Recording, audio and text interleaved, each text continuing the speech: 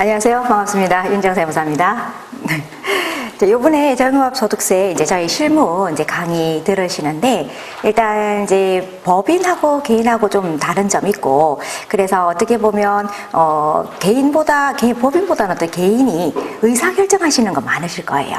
이렇게 생각보다 법인은 단순하게 어떻게 보면 이제 사업소득만 있으면 되는 건데, 이 개인 같은 경우에는 여러 가지 소득이 있다 보니까 제가 이제 거기에 대해서도 좀 설명을 드리도록 하겠습니다. 바로 이제 그 설명 드리겠습니다. 그리고 저도 준비하는 과정에서 매년 바뀐 걸 반영해야 되기 때문에 좀 힘드신 것도 있으실 거예요. 자, 먼저 그래가지고 원래는 2018년 기속, 그죠? 2018년 기속으로 해서 저희가 이제 먼저 그 개정된 걸 먼저 말씀을 드려야 하는데, 그래도 이제 그게 사실 어떻게 보면 가장 중요한 거잖아요. 그죠? 근데 아직까지 좀 오시고 있는 분도 있으시기 때문에 제가 일단은 소득세 특징부터 먼저 한번 말씀드려 볼게요. 왜냐면 제가 이제 이렇게 실무를 하다 보니까 이 법인하고 개인 중에서 여러분 이제 실무자들은 그렇게 안 할 수는 있지만, 처음 회계를 하거나 세무를 하시면 요 개인하고 법인을 상당히 이렇게 혼돈을 가져가지고 이 일에 있어서도 저희 직원도 처음 들어왔을 때 보면 이 개인 대표하고 법인 대표랑 개념을 몰라가지고 4대보험 신고하는 거라든가 이런 거 같은 것도 실수가 많더라고요. 그래서 오늘은 먼저 이제 법인하고 개인이 무슨 차이가 있는지 그거 먼저 말씀을 드리고, 사실 거기서부터 시작을 해야지 요번에 개정된 것 중에서 상당히 의미 있는 게 여러분한테 좀 와닿을 것 같아요. 자, 그러면 일단 인이잖아요. 법인도 인이고 개인도 인이죠.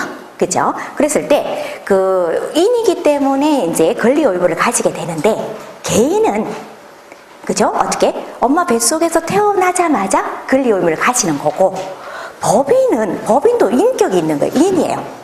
인인데, 법인은 어떤 거냐 했더니, 법에 의해서 태어난 아이예요.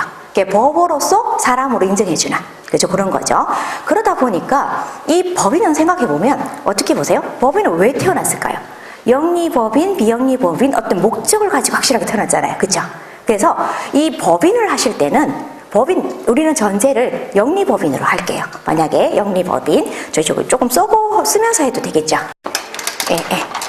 이제 법인 같은 경우에는 이제 법인하고 저희가 개인 이렇게 나눠져 있는데, 그죠? 법에 의해서 태어난 아이이기 때문에 얘는 어떻게 하냐면, 일단 태어나자 목적이 영리법인이다 하면 사업을 위해서 태어났잖아요. 그죠? 그러다 보니까 얘가 하는 건 거의 다 사업소득이에요. 그죠? 그래서 여러분은 법인을 할 때 고민하지 않고 뭐래요? 복식부기 하시죠. 고민하지 않으시고 들어오는 건 수입, 나가는 비용 하잖아요. 그죠? 그러고 난 뒤 당연히 손익계산서 만들어야 되고, 재무상태표 만들어야 되고, 재정원가 명세서 만들어야 돼요. 그죠? 그래서 법인은 왜냐하면 모든 게 사업과 관련되어 있기 때문에 그러는 거고, 근데 개인은요, 개인 같은 경우에는 내가 엄마 뱃속에서 태어났을 때 사업을 하고자 하는 원대한 꿈을 가지고 다 태어나셨나요? 아니, 사업을 하려고 태어나지는 않으시잖아요. 그죠? 그러다 보니까 이 개인하고 법인은 개인이 벌어들이는 소득은 사업소득만 있는 게 아니더라는 거예요. 그죠? 자, 사실 여러분, 오늘 제가 소개받자마자 바로 강의를 해서, 그죠? 불만스러우신 건 아니시죠? 그죠? 예. 근데 사실 여러분 제일 좋은 게 뭐겠어요? 우리의 로망 같은 경우, 내가 꼭 사업소득을 해야 돼? 근로를 제공해야 돼? 사실 어떻게요? 기타 소득으로 로또 받는 것도 괜찮잖아요. 그러다 보니까, 근데 법인이 로또 받는 거는, 그죠? 그러니까 개인 같은 경우에는 이렇게 벌어들이는 원천이 많더라는 거예요. 이자 소득, 배당 소득, 그죠? 이자나 배당 받거나, 근로를 제공하거나, 사업을 하거나, 그죠? 연금을 받거나.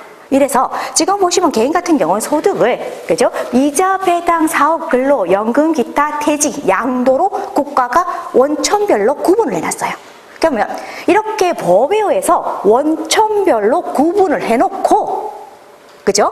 원칙적으로는 어떻게 했냐면, 이 법에 열거가 안 된 거는 소득으로 안 보고 가세를 안 했어요. 그죠? 그러다 보니까 너무 머리 좋으신 분들이 많은 거야. 그죠? 특히나 이자나 배당.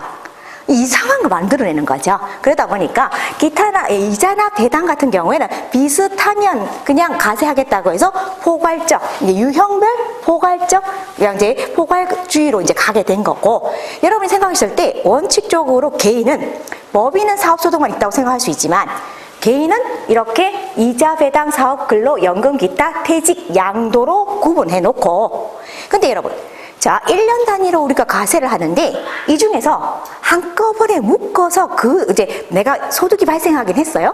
근데 한꺼번에 묶어서 그 해 세율 6%에서 지금 42%까지 가는데, 그죠? 그렇게 한꺼번에 때리면 좀 이게 불만스러운 소득이 있어요, 없어요? 있죠. 어떤 게 있어요? 퇴직하고 양도잖아요. 왜? 이자 같은 경우 1년 단위로 발생할 수 있고, 그죠? 그죠? 근로도 내가 1년 동안에 내 근로 제공한 거에 대해서 받은 급여 있는데, 퇴직 소득은 내가 10년 동안 그죠? 근로를 하다가 10년째 퇴직할 때 그 해, 10년치를 한꺼번에 받잖아. 그죠? 양도도 어떻게 해요? 내가 사놓고, 이거 뭐 어떻게 오매불만 기다려서 10년 돼가지고, 올라서 파는 거잖아요. 근데 그걸 갖다가 여러분 한꺼번에 그 해 소득으로 다 넣어버리면 세율이 쭉 올라가 버리잖아요. 그렇잖아요. 그치? 그러다 보니까 퇴직하고 양도는 따로 분류를 해놨어요. 분류를 해가지고 따로따로 퇴직 따로 세금 계산하고 양도 따로 세금 계산하는 거예요. 그걸 분류과세라고 해요. 그죠? 분류과세. 대신에 어떻게? 이자, 배당, 사업, 근로, 연금, 기타는 일단 묶어서 합산해서 종합해서 가세를 한다라고 해서 여러분이 5월 달에 하시는 게 지금 그죠? 어떻게? 이자, 배당, 사업, 근로, 연금, 기타를 묶어서 하는 종합소득 신고가 주가 되실 거예요. 그죠? 주가 되시고, 그래서 여러분 어떻게 분류돼 이제 이렇게 보시면, 그래서 이게 종합 이렇게 사업, 근로, 배당, 연금, 이자, 연금, 기타 이런 거 다 더하고 그게 종합. 양도, 퇴직은 따로따로, 그죠? 이런 개념으로 보시면 되는데, 자, 여러분이 지금 요번 5월 달에 종합소득 신고라고 한다면, 여러분이 어떤 거 신경 써야 된다고요? 이자, 배당, 사업, 근로연금, 기타를 이제 해당되는 거는 요번에 신고 대상인데, 기본적인 신고 대상인 거예요. 그죠? 그래서 개인이 만약에 이런 소득이 있으면 일단 요번에 합쳐서 가는구나, 합치는 게 원칙이라고 보시면 돼요. 자, 그럼 여러분, 자, 열거되지 않은 거, 그쵸? 열거되지 않는 거, 여러분 열거되지 않은 거는 가세로 안 보니까 세금 안 내도 되는 거죠. 그죠? 그 대표적인 게 뭐였냐면, 사실 여러분 대표적인 게 이거였어요. 고정자산 처분 이익하고, 그죠? 상장 주식의 투자 이익, 이런 거, 그죠? 이런 게 대표적이었어요. 그리고 작물 재법, 개인이 직접 투자한 채권 매매 차익, 피해 보상 등이라든가, 요거는 피해 보상, 정신적 보상 같은 경우에는 이게 기타 소득을 보지 않기 때문에 그런 거고, 신용이자 장기 저축성 보험 차익 같은 경우도 법에 이제 이거는 이제 안 보겠다라고 하고, 요거는 뭐 이거는 가세되지 않는 걸로 아예 없는 걸로 봤는데, 그렇죠?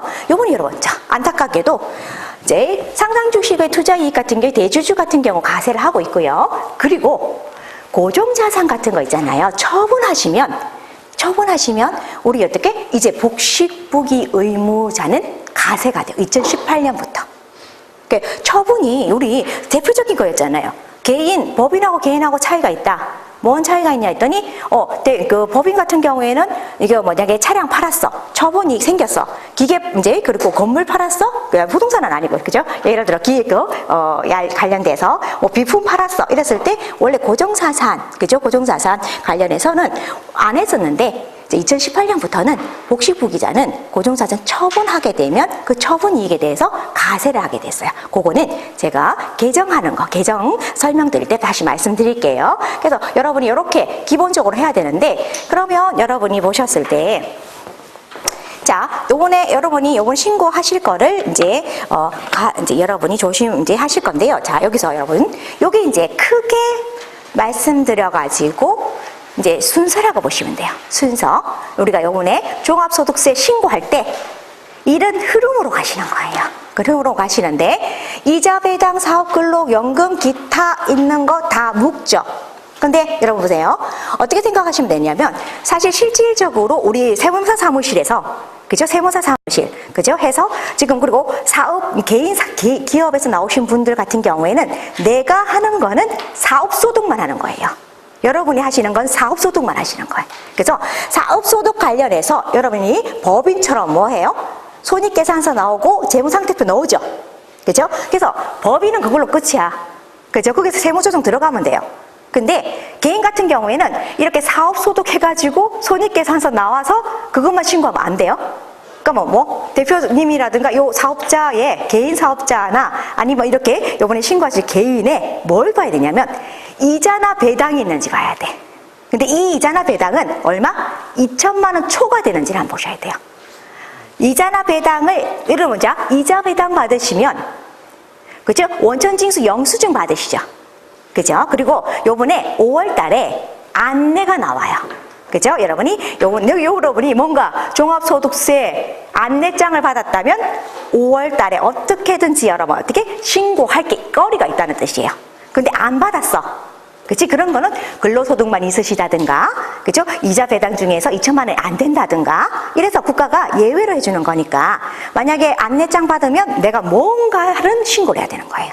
그죠? 그래서 때 이자 배당 같은 경우에는 저 체크가 돼 있을 거예요. 이자 배당 있음. 이래서 종합소득세 신고해야 됨. 2천만 원 이상 이제 있는 거 이렇게 되실 거예요. 그래서 요 이자 배당이 2천만 원 초과되는지 한번 보셔야 되는 거고, 자 근로소득 있으시면 여러분 어떻게 사업하시면서 개인 사업자 중에서도 근로소득 있을 수 있죠. 뭐 어떤 회사에 뭐 이렇게 임원으로 있을 수도 있고 이렇잖아요. 그러면 그거 여러분 그냥 있으면 안 되죠. 더해줘야 돼요. 근로소득 더해야 되고요. 그리고 여러분이 연금 받으시는 것 중에서 가세되는 게 있으시면 더하셔야 되고요. 그치? 그리고 기타 소득 중에서 여러분이 사실은 뭐다 여러분 사례금 받고 막 이런 거 있잖아요. 사례금 받아 합의금 내가 요거 받았는데 나 근로소득도 있고 요번에 합의금 받았는데 이런 거 있었죠. 그렇게 되면 두 개를 합쳐서 해야 된다는 거예요. 근데 여러분 연금소득 중에서 사적연금 있잖아요. 우리가 들고 있는 연금저축 이런 거. 그래서 이게 1,200만 원까지는 안 합쳐도 돼요. 합쳐도 되고. 그렇죠? 그리고 이제 기타 소득 같은 경우에는 300만 원까지, 그죠? 300만 원까지는 합쳐도 되고 안 합쳐도 된다라는 겁니다. 그래서 여러분이 일단은 만약에 세무사 사무실에 있다. 그리고 만약에 내가 개인 사업자에서 지금 대표님의 이제 소득세 신고를 한다라고 하면 이제 손익계산서 나오고 손익계산서 나온 다음에 기타 다른 소득이 타 소득이 있는지를 반드시 확인해 보셔야 된다는 거예요. 그런데 여러분 보통 제가 여기서는 오늘은 이제 3시간 정도니까 제가 말씀을 다 못 드리는데 개인은 법인보다 세무서 찾아가기가 힘들잖아요. 그래서 국가가 원천징수 제도라는 거를 광범위하게 실행하고 있어요. 그래서 여러분이 받으시는 개인이 받는 소득 중에서 거의 원천징수를 당했을 거예요. 원천징수. 그래서 왜? 여러분 보세요. 급여 받을 때 원천징수 하죠? 이자 받을 때 원천징수 하죠? 그쵸? 다 원천징수가 돼 있단 말이에요. 그러면 내가 지금 혹시 다른 소득이 있는지 좀 고민스럽다라고 하면 홈택스 들어가요. 본인 인증으로. 그치? 그러면 마이 NTS가 있어. 그게 보면 지급명세서 뭐 이렇게 내역이 나와요. 지급명세서. 여러분이 자 요거로 여러분은 이제 전문가니까 이제 저는 사실은 저도 뭐 사실 2005년도에 이제 합격을 해서 지금 뭐 2019년도니까 한 14년 정도 됐잖아요. 그죠?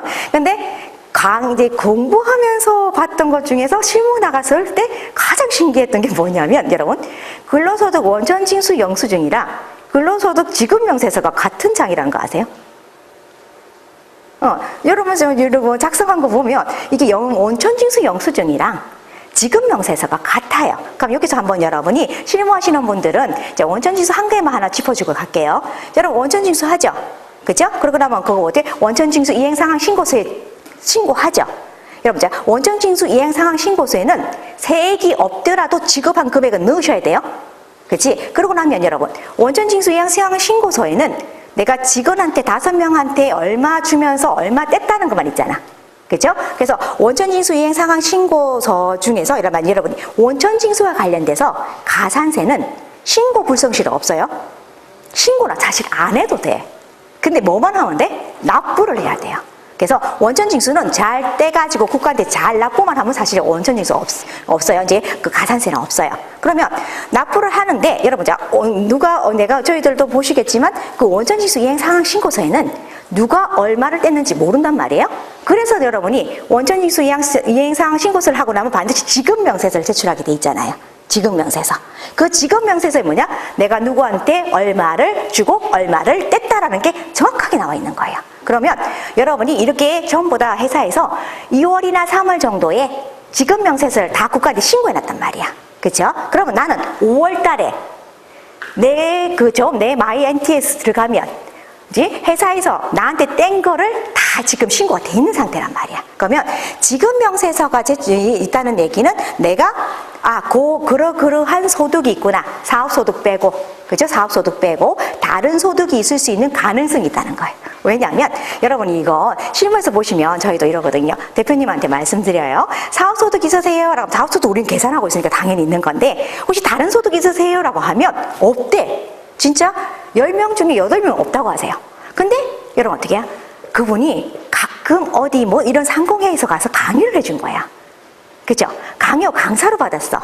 강사로 받았어요. 그 강사로 받았는데 그러면서 주면서 뭐 했겠어요? 뭐 기타 소득이든 사업 소득이든 원천징수하면서 지급명세서 있죠.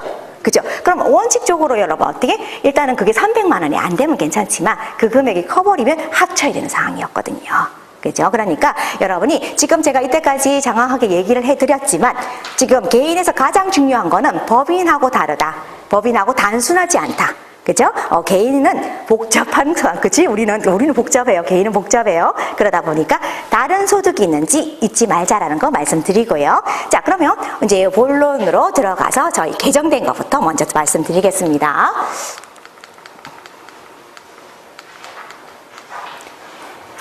자, 저 한번 홍보하고요. 그죠? 잊어버리시진 않으시겠죠? 이제. 그죠? 자, 하시고, 이제 2018년 기속으로 들어가시는데요. 자, 요거는 바로 여러분이 2018년, 이제, 업무하시면서 신경 써야 될 거. 라고 보시면 됩니다. 자, 여러분 어떻게 개인 사업자의 사업용 유형 고정자산 처분손이 가세로 돌아갔어요. 가세. 근데 여러분이 자, 조금 이따가 제가 지금은 안 해드렸는데요. 좀 헷갈릴 수 있겠지만요. 여러분이 일단은 요거 지금 듣고 나중에 다시 말씀드릴 거예요. 개인 같은 경우죠. 요거 하나 다시 말씀드리면 또 여러분 개인하고 법인하고 차이점 중에서 또 법인은 사업하기 위해서 태어나니까 사업소득, 개인은 다른 소득이 있다 하고 그리고 여러분 법인은 국가가 생각할 때는 어떻게 이제 사람이 법인은 자기가 못 움직이니까 어떻게든 사람이 있잖아요. 그죠? 근데 개인은 내 스스로 하는 분들이 많으시잖아요. 그러다 보니까 이렇게 법인은 반드시 복식북인데 이렇게 여러분 복식북이 한다는 게 여러분은 이제 전문가시니까 뭐 손익계산서, 재무상태표 그런 거지라고 하시지만 처음 듣는 분은 거의 뭐 외국어 아니에요? 이러면 저거 선급금, 선수금 뭐 이러면 개념이 안 잡히잖아요. 그게 사실은 내가 이해가 못하는 건 외국어인 거죠. 그죠? 그래서 이렇게 기장을 하는 것 자체가 어려울 수 있단 말이에요. 하셔요? 그럼 최대로 어떻게? 솔직히 말해서 개인 손익계산서의 처분이 나오면 요거 송금불산이 입금불산이 되잖아요. 송금불산, 입금불산이 법인이죠. 필요금융불산이 그죠? 총수익금융불산이 이렇게 있었는데요. 이제는 여러분이 요 관련해서 이제 이게 처분가액은 총수익에 산입하고 그죠? 장부가액은 필요금융에 산입합니다. 그러면 자 정리를 합니다. 요 부가가치세까지 같이 한번 정리를 합니다. 어떻게 했어요? 자, 우리가 이제 사실은 차량 문방구는 작년부터도 여러분 어떻게 우리 그거 했었잖아요. 그죠? 처분 정리하고 있었으니까 만약 차량 문방구를 한번 예를 든다면 전에는 여러분 요거 팔았어요. 팔고 이제 관련해서 처분손익이라는 인식을 안 했어요. 근데 요걸 팔 때 여러분 세금계산서 끊어요, 안 끊어요? 이제 그게 과세사업자랑 끊잖아요. 그죠? 그러면 세금계산서 끊었어. 그러면 부가가치세 신고할 때 이렇게 이제 기계장치나 사람 문방구 끊었을 때 원래 과세표준 명세라 뭐예요? 수익금액 제외 넣죠. 그럼 수익금액 제외를 안 넣는다는 거예요. 누구는? 복식부기업자. 그죠? 왜? 처분가액이 총 수익금액에 산입된단 말이에요. 그럼 매출을 모르다는 거죠. 그죠? 그래서 일단은 여러분이 원칙적으로 보시면 일단은 그거는 합쳐진다는 개념 합쳐져. 그죠? 그리고 이거 장부가액 있죠. 장부가액이라고 말하면 여기 취득가액하고 장부가액. 그치? 그럼 어떻게? 취득가액은 처음에 썼을 때고 장부가액은 감가상각한 후잖아요. 그죠? 그래서 취득가액에서 감가상각한 거는 필요금액을 빼줘요. 근데 여러분 그러면 일단은 수익금액에 넣고 필요금액을 빼서 이익을 똑같잖아요.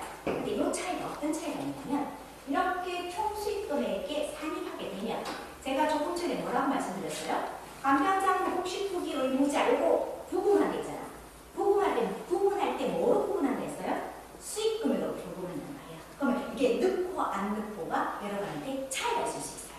그래서 여러분이 이제 60부기 개인 같은 경우에는 만약에 차량 운반을 쓴다 그러면 수익금액 제외에 넣지 않으시는 분들 나중에 헷갈리십니다. 이제 안 넣고 그냥 수익금액으로 잡아버리고 이렇게 잔고가액은 필요금액으로 빼는 형식으로 여러분이 잔고를 해주시는 게 좋으실 겁니다. 네, 그래서 이거 여러분한테 말씀드리고요. 그리고 적시상각 이제 의제 대상이 확대됐는데요. 사는 즉시 구입하는 후에 비용 처리에도 인정해 주는 게 있어요. 그게 적시상각이에요. 그래서 통상대로 100만 원 이하 금액 그리고 여러분 중에서 많이 쓰는 게 컴퓨터 있잖아요. 컴퓨터나 주변기기 있잖아요. 걔는 금액이 상관이 없어. 무조건 그게 다 비용 처리해야 돼요. 그죠? 그리고 간판.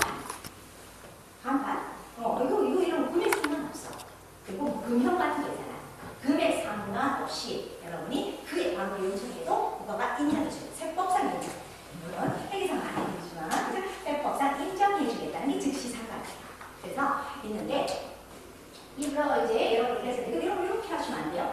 그에 구입하는 해 하시는 거지. 그리고 그 다음에 다 해주고 이런 거 안 돼요. 구입하는 해 즉시 상각한다는 의미인 거고. 그랬을 때 이번에 어떤 거냐 했더니요. 여러분 자 임대차 계약 같은 경우 있잖아요. 임대차 계약하고 우리가 이게 설비 자재, 시설 자재, 그 인테리어 비용 같은 거 있잖아요. 그죠? 인테리어 비용 같은 경우는 임차자상의 원상 회복을 위해서 시설물을 철거를 해요. 원래 이거는 안 해줬던 건데요. 이렇게 철거를 했을 때 이제 작년 이제 2017년까지는 여러분께 사업에 폐지하는 경우에만 이렇게 시설물 철거하면서 처분가액에서 잔고가액 빼가지고 필요 경비를 인정을 해줬는데 2018년도에는 여러분께 사업장 이전하면서 그 전에 사업장을 그죠?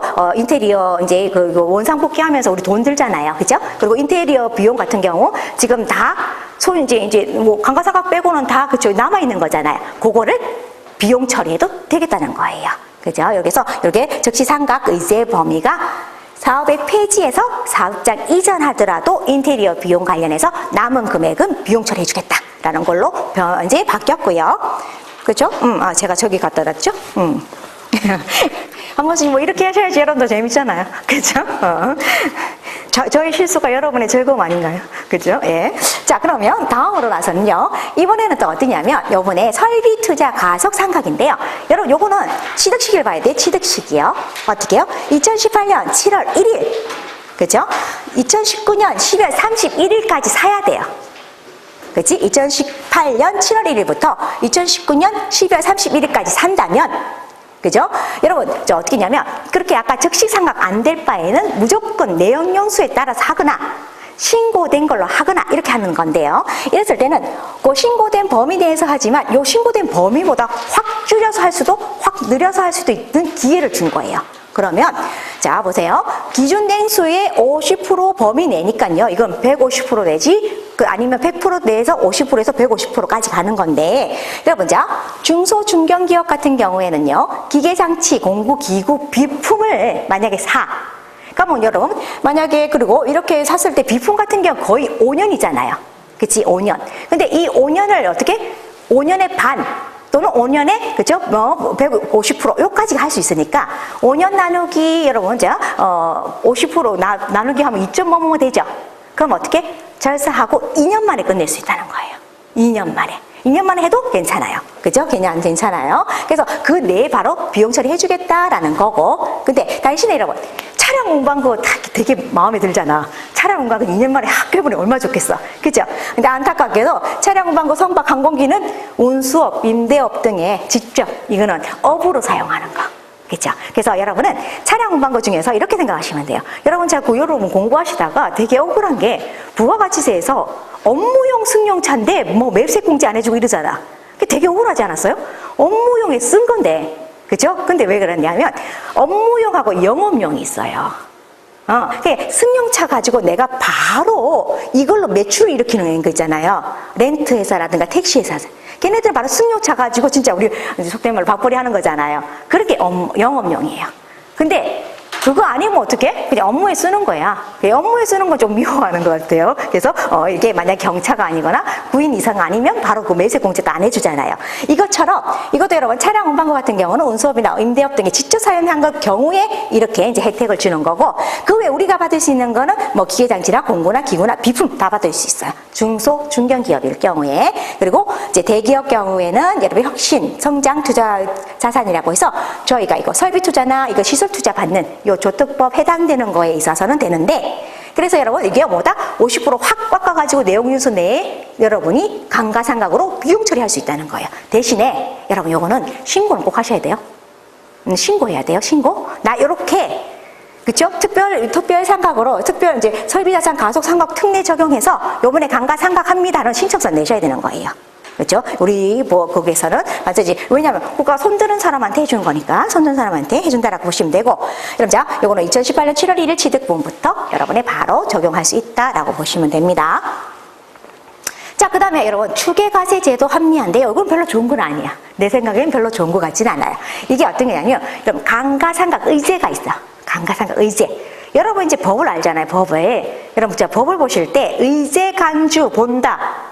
이거는 제가 뭐 이렇게 지금 사실은 촬영을 하고 있긴 하지만 촬영하고 있지만 솔직히 말해서 이건 정부가 막가파인 거예요.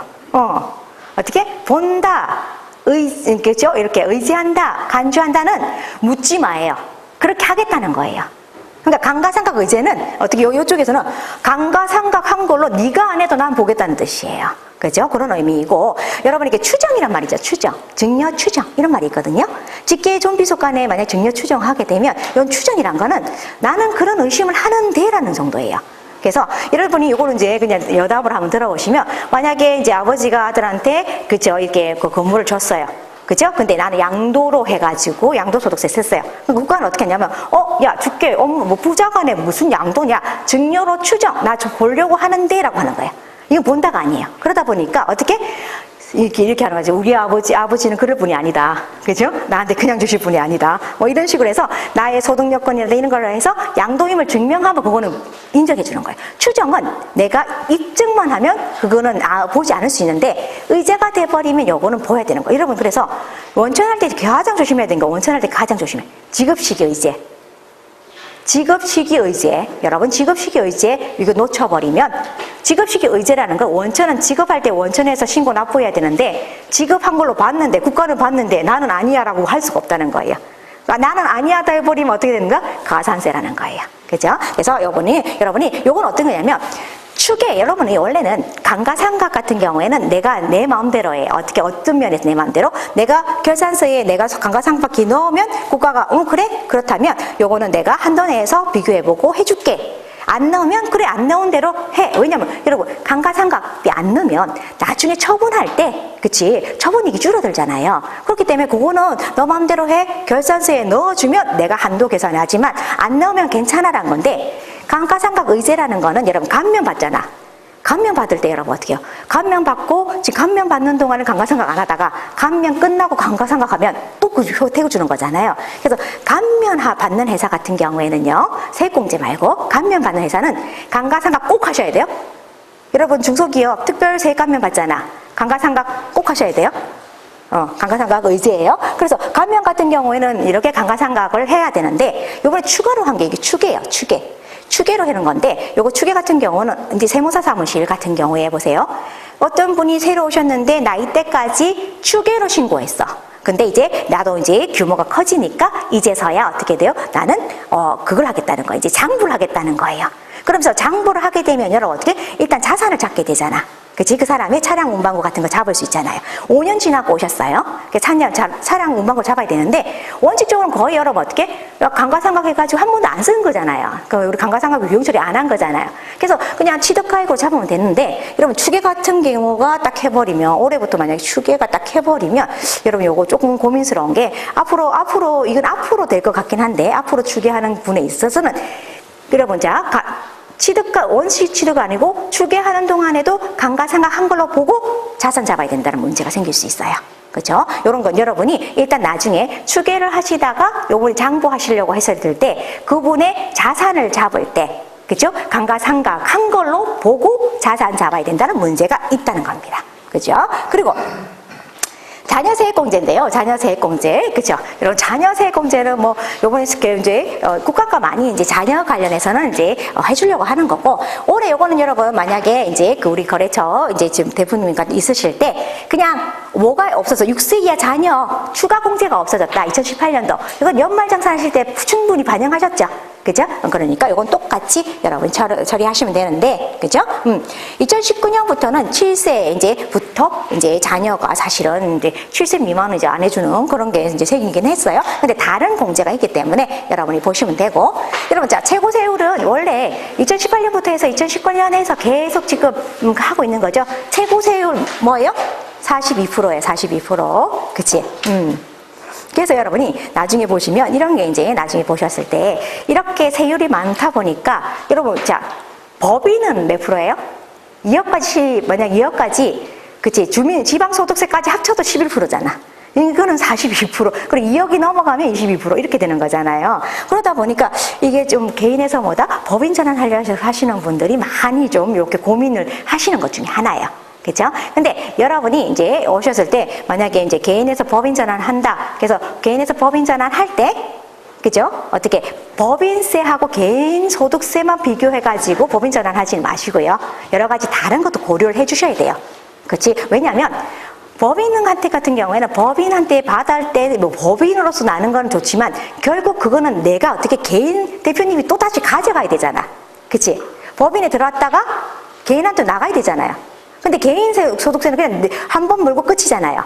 그러면 들어왔다가 나가는 것까지 고려를 해야 되기 때문에 요 개인에 만약에 이 세율 때문에 개인에서 법인 가시면 요 법인 가셨을 때 내가 가져오는 시기라든가 이런 거를 갖다가 잘 조정만 하시면 절세 효과가 있는 거고, 그냥 그게 잘 안 되시면 사실은 개인에서 법인 가셨을 때는 여러 가지 좀 관리가 들어가야지 이렇게 절세 효과가 있을 수 있다라는 거 보고, 그래서 이렇게 개인의 소득세율은 계속 증가되고 있는 추세입니다. 그러다 보니까 여러분 요거는 크게 와닿지는 않으실 거예요. 비실명, 그죠? 금융소득, 원천징수 세율이 계속적으로 이렇게 넘어가는, 올라가는 거에 비해서 같이 맞춰주고 있다라는 거. 여기 이런 비실명 금융 소득에 관련돼서 있으실 건 아니실 거니까 요건 이제 넘어가시고요.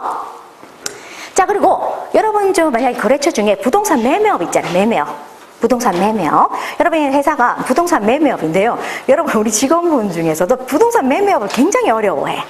특히나 뭐냐, 우리 이제 거래처 중에서 주택이 있거든. 주택을 사서 파고 이러시는 분들이 많단 말이에요. 자, 그랬을 때, 일단 여러분, 자, 한번 볼게요. 만약에 개인이 기숙사를 쓰려고, 그죠? 주택을 사는 거는, 여러분, 자, 세계 처리할 때 뭐로 해야 돼요?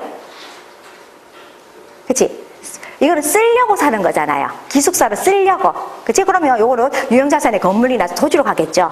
근데 만약에 내가 부동산 매매업이에요. 그죠? 매매업이고, 그걸 갖다가 팔려고 사면, 사실 토지 건물임에도 불구하고, 그죠? 건물 토지임에도 불구하고 뭐 들어가야 돼요? 상품으로 들어가야 되는 거죠.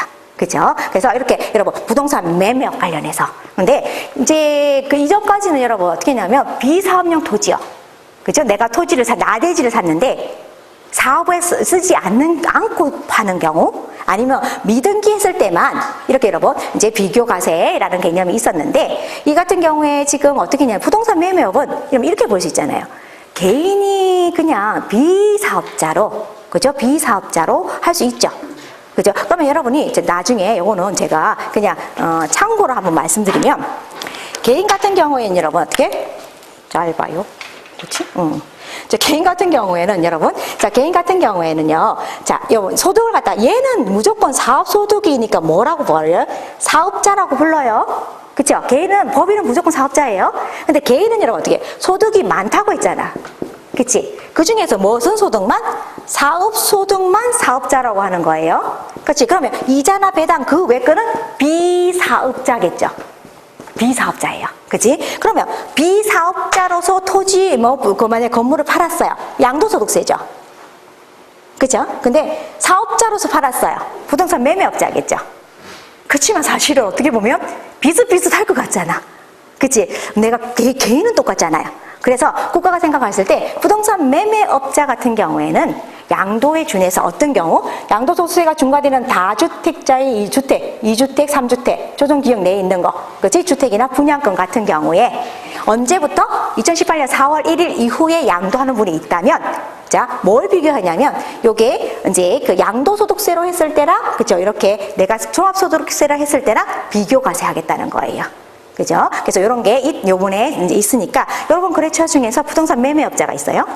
그죠? 그 중에서 주택이 있어요. 주택이 있다라고 하면 2018년 4월 1일 이후에 양도를 하시면 여러분 그냥 산출생 내는 걸로 끝나면 안 돼? 뭐랑 비교한다? 양도소득세랑 같이 비교해서 큰 쪽으로 가셔야 된다라는 거 한번 말씀드리고요. 그 다음에 여러분, 자, 현금영수증 불승실 가산세에서 계산서 여러분 지연 발급하면 가산세 있고요. 그 다음에 이제 현금 영수증 관련해서도 영수증도 여러분 어떻게 해요? 위장 가공되면 가산세 있더라라는 거 여러분이 보시고, 요거는 이제 가산세 쪽에서 다시 한번 말씀드릴게요. 자, 그리고 여러분이 그 다음에는 여러분 가산세 감면 확대 관련해서 있는데, 이 같은 경우에는 뭐 그냥 여러분이 가산세 관련해서 보셨을 때 요건 거 있잖아. 저 예정 신고라든가 중간 신고 기한이 있는데 그때 내야 되는 게 있어요. 그러면 여러분 아까 말해서 저기 부동산 매매업자 있잖아요. 부동산 매매업자는 여러분 어떻게 예정 신고 의무 있어요, 없어요?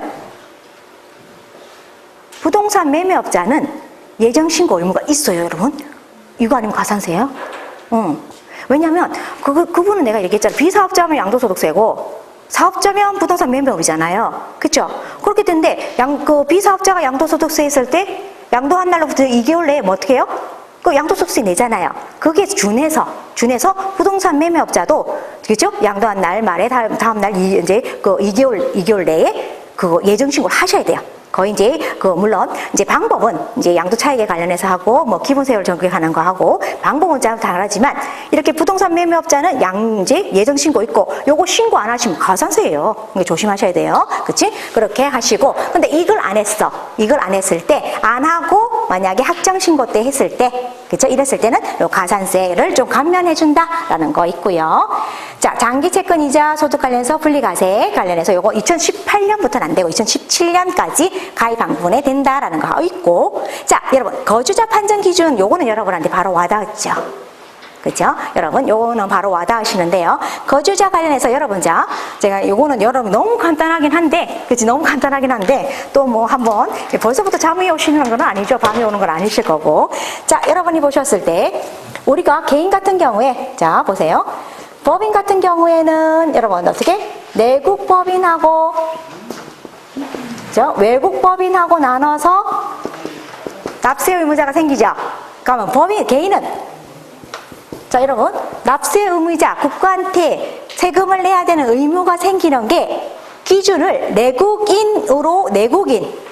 내국인하고 외국인으로 나눠서 납세 의무가 진다.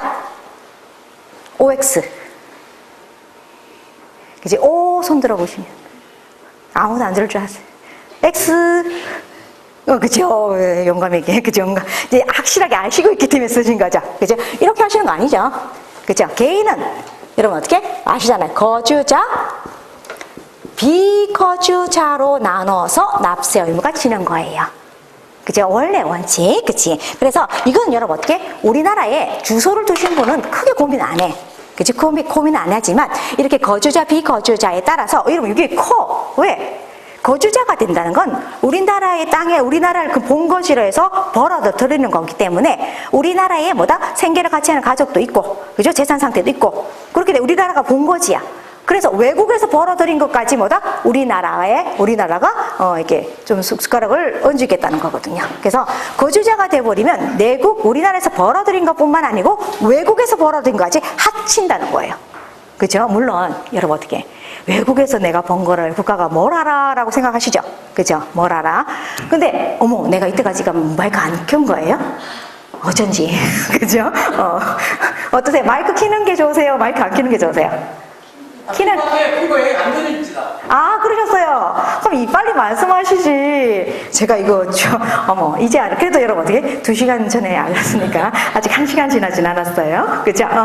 자, 그러면 여러분이 거주자 비거주자 해가지고 요즘에는 여러분 어떻게 외국에서 벌어들인 거 사실은 외국에서 이렇게 정보를 주지 않으면 잘 몰랐거든요. 근데 국가가 요즘에 어떻게 엄청나게 이게 예금이라든가 이런 거에서 외국끼리 이렇게 서로 정보를 교환하고 있기 때문에 이제는 여러분 어떻게 외국에서 벌어들이는 것도 그죠 이제 조금 우리가 무시는 할 수 없다는 거예요. 그래서 거주자가 돼버리면 우리나라에서 벌어들이는 것뿐만 아니고 외국에서 벌어들이는 것까지 합쳐서 하기 때문에 무서운 거고, 비거주자가 돼버리면 그냥 한 번 있다가 나그네예요.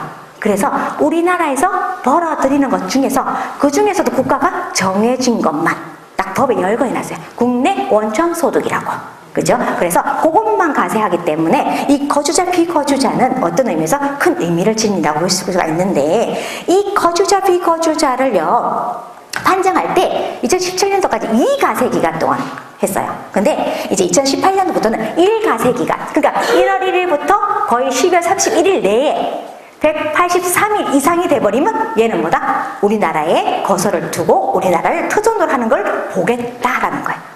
전제가 기본적으로. 그래서 판단 기준이에요. 달라진 거. 판단 기준이 어떻게 해요? 101가세 기간. 여러분 1가세 기간인데, 소득세 같은 경우에는 1가세 기간이 1월 1일부터 12월 31일까지 기호준이라고 보시면 되는 거예요. 그 기간 동안. 근데 여러분, 자, 그러면, 자, 요거 관련해서 이제 보시고, 그 다음 거, 이제 중요한 거가 몇 개 있긴 한데, 그럼 여러분, 가시면서 또 얘기를 한번 드려야 될 게 뭐가 있냐면, 여러분이 소득세를 신고하실 때는요, 여러분, 이자 배당 관련해서 이렇게 합쳐서 안 됐잖아요. 합쳐서. 근데, 그게 만약에 내가 7월 1일 날 사업을 시작했어요. 그치? 그러면 내 2018년 이제 가세 기간은 언제일까요? 그치? 여러분 어때? 마음속에 7월 1일부터 하고 싶은 막 욕망이 일어나고 있죠? 안타깝게 아니에요. 1월 1일부터 10월 31일이에요. 왜? 사업소득은 7월 1일이죠. 그렇지만 그분이 1월에서 6월까지 여러분 근로소득이 있을 수 있잖아요. 그치? 그럼 우리는 종합과세 한다 했잖아. 종합과세, 이자 배당 근로, 사업, 기타, 그쵸? 연금 합친다고 했기 때문에 그 기간 동안에 또 무슨 소득이 있는지 모르잖아요. 그럼 그 기간 동안에 발생한 소득은 합쳐야 되기 때문에 가세 기간 하면 1월 1일에서 12월 31일이라고 보셔야 돼요. 개인은. 그치? 법인은 어떻게? 회계기간이라는 게 있어가지고, 뭐, 내가 7월 1일, 뭐, 7월 말 법인, 8월 말 법인 이렇게 할 수 있는데, 개인은 1월 1일부터 12월 31일까지라고 보시고, 여러분, 자, 여기서 또 하나 보면, 딱 두 가지 외에는 사실은 예외가 없어요. 이렇게, 죽거나, 떠나거나, 이렇게 출국하거나, 그죠? 아니면 이제 여러분, 이제, 사망했을 때, 그거 빼고는 여러분 예외가 없다라고 보시면 돼요. 그래서 1가세기란 1월 1일부터 12월 31일까지 언제 183일 이상이 돼버리면, 일단은 우리가 뭐로 보겠다? 거주자, 일당 거주자로 보겠다는, 일당 거주자로 보겠다라는 겁니다. 그래서 요 기간이 바뀌었다는 거 말씀드리고요. 자, 여러분, 자, 요거 전자계산서인데요. 여러분, 웬만하면 이제, 그치, 이제 계산서하고 세금 계산서, 계산서 다 그냥 전자로 하시는 게 마음 편해. 요새, 그치. 근데 여러분, 이게 종이의 매력이 뭐야? 종이의 매력은? 종이는 솔직히 신고할 때까지 버틸 수 있다는 게 매력이었죠. 그렇잖아. 만약에 여러분 1월 1일부터 여러분 우리 개인 같은 경우에 지금 이제 7월 25일까지 신고잖아요. 그럼 1월 1일부터 6월 30일까지 세금 계산서 이렇게 해가지고 전자로 안 하고 종이로 한 적이 있었죠. 휴기로 한 적이 있었잖아요. 그죠? 그러면 이건 지나간 일이니까, 이거는 뭐 비밀 보장 없고 10년 전 일이니까, 그죠? 그러면 제가 처음에 신고 나갔을 때는, 근데 6월 한 30일, 한 7월 초 되면 이 사업자분들, 개인 사업자분이 모임을 하지. 그치? 세금 계산서 너 얼마 끊을래? 나 얼마 끊을래? 그치? 근데 요즘 어떻게 돼? 전자야. 1년 한 달 단위. 한 달 단위이기 때문에 요게 조금 힘들어. 이건 한 달 단위예요, 여러분. 그죠? 보통 한 달, 그 다음 달 10일까지 끊어내야 돼. 안 끊어내면 가산세거든요. 그래서 세금 계산서뿐만 아니고 계산서도 여러분 전자로 하시는 게 좋은데, 여러분 보세요. 직장 가세기간 사업장별로 총수익 금액이 가세면서 합쳐가지고 3억 이상이신 분은, 그죠? 이제 2019년 7월 1일부터는 반드시 계산서, 전자계산서 끊으셔야 된다는 거. 그죠? 전자계산서. 그래서 아예 전자계산서 관련해서 여러분이 그냥 끊으시는 이제 습관을 들이시는 게 좋으실 거예요. 자, 그리고 사실 요거는 여러분 어떻게 생산직 근로자, 야간 근로수당 등 비과세 기준인데요. 요거는 사실은 우리 요번에 5월달에 필요한 건 아니에요. 5월달에. 그치? 왜냐, 이거는 그 직원들 문제이기 때문에. 그렇지만 여러분 말씀드리면 요게 옛날에는 여러분 생산직이라는 게 포인트였어요. 근데 요즘에는 생산직이 아니야. 어떻게? 청소나 경비, 그래서 단순 노무, 조리 음식 관련해서 매장 판매직, 기타 단순 노무직까지도 여러분 어떻게 요게 야근을 하거나 연장을 하거나 휴일했을 때 받은 수당을 이렇게 비과세해 주는 걸로 됐어요. 그러니까 우리 거래처 중에서 주유소 있으시는데 주유소 판매원분 있으시잖아요. 그죠? 그분들이 월정액 금액 190, 2018년 기준에 월정액 금액 190, 우리 2019년은 210까지 되시면 그분들의 이렇게 여러분 요 관련해서 그 야간 수당이라든가 요게 다 비과세가 될 수 있어요. 그래서 여러분 이렇게 근데 전제가 어떻게 돼? 사실 30명 미만이시면서 그 사업주가 가세 표준이 5억 이하이시면 되는 거긴 하거든요. 근데 뭐 우리 대표님, 우리 사업장의 소득이 비용 빼고 5억. 긴 조금 그죠? 그러니까 대부분 된다라고 보시고 여러분이 도전 프로그램 쓰시면 그죠? 이제 이렇게 그 생산직으로 해서 제조업하는 이런 거 빼고도 판매직 이런 거 있잖아요. 그분들도 그 야간 수당 이런 걸 비과세로 걸어서 구분해 주시면 그만큼 비과세가 된다라고 보시면 됩니다. 자, 그리고 요거는 여러분 간단하게 할게요. 개인종합자산관리 계좌를 만약에 있으시는 분들은 농어민 관련해서 혜택을 주고 있어서 요게 세제 혜택이 400만 원, 그죠? 그리고 400만 원까지, 그러니까 일정한 금액까지 비과세 초과되는 거는 9% 분리과세인데 요게 농어민이 400. 그리고 이분들 같은 경우에는 대신에 그죠? 농어민 관련해서는 3,500만 원, 종합소득금이 3,500 초과하면 일반으로 가보기 때문에 이제 농어민 중에서 3,500 그죠? 초과 안 되시면 비과세가 그럼 400까지 된다는 거 하고 의무기간이 농어민도 3년이 되고요. 요거 여러분 여러분한테 전체적으로 만약에 요거 계좌에 드셨던 분은 좀 그죠? 좋으셨던 게 요 중도 인출이 허용되고 있어요. 중도 인출. 전에는 해지하면 추징됐잖아요. 그쵸? 근데 요거 범위 내에서, 그죠? 납입 원금 범위 내에서 인출하더라도 중도 인출만 한다면 감면세액을 추징하진 않겠다라고 해서, 자, 2018년 1월 1일 이후에 계약기간 만료 또는 해지하는 경우에는 요거 2018년부터는 인출하는 부분은 괜찮다라고 보시면 됩니다. 자, 그러면 다음으로 넘어가서, 여러분, 자, 요거부터는 조금 더 중요한 거예요.